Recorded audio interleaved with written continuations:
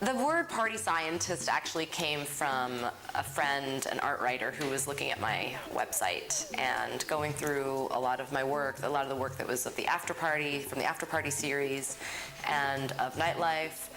And he was pretty amazed going through all of these images by some of the scenes he saw, and the characters, and the costumes, and the colors. And he exclaimed, "It's like you're a party scientist or something," which I loved, and it stuck.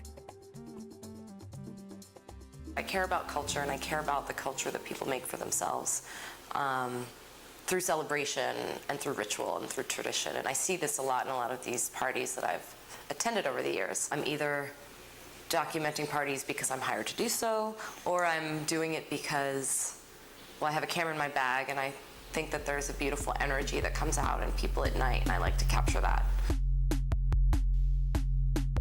It's very playful for me, and it's kind of like a dance, you know, like I'm on the dance floor. I like to get into the middle of it and take pictures and, you know, get in people's faces. People are really open to that. They're in costume. They want to be seen. They want to be photographed.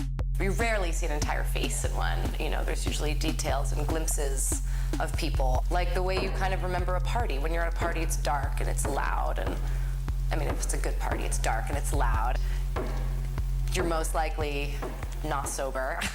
And so you walk away, the next morning you wake up, and what are the details that you remember? And there are these flashes of someone's hair, or, you know, a broken glass, or broken lights on the floor.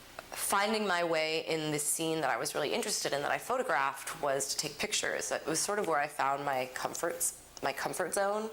I'd go to parties that I was fascinated by and meet people I was fascinated by and so seduced by. And I would take pictures, and it was really a way that I could kind of find my place there. Photographing the aftermath was really interesting to me because it kind of showed the space, it showed the work that went into the party in a way, not just in the decorations that are there, but in the mess that's left behind. You know, beer bottles left everywhere. The places are sometimes totally trashed. So the Afterparty series was a series that I did over the course of several years, where I went to underground spaces, mostly in Brooklyn, and photographed the aftermath of large underground, usually illegal parties.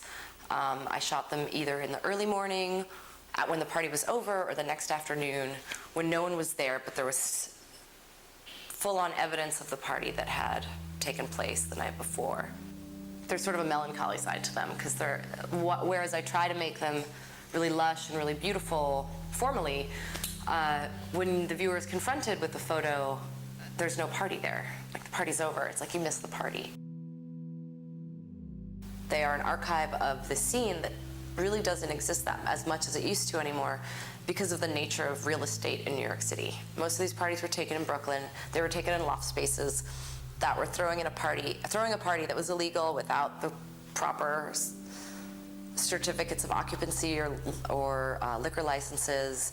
And it was much easier to do that 5-10 years ago. There was a lot of unclaimed space, but as those spaces have become less available because of real estate and developers coming in and turning those lofts into luxury condos, there's less places for these parties to happen. So there aren't as many of these photographs anymore because there just aren't these events.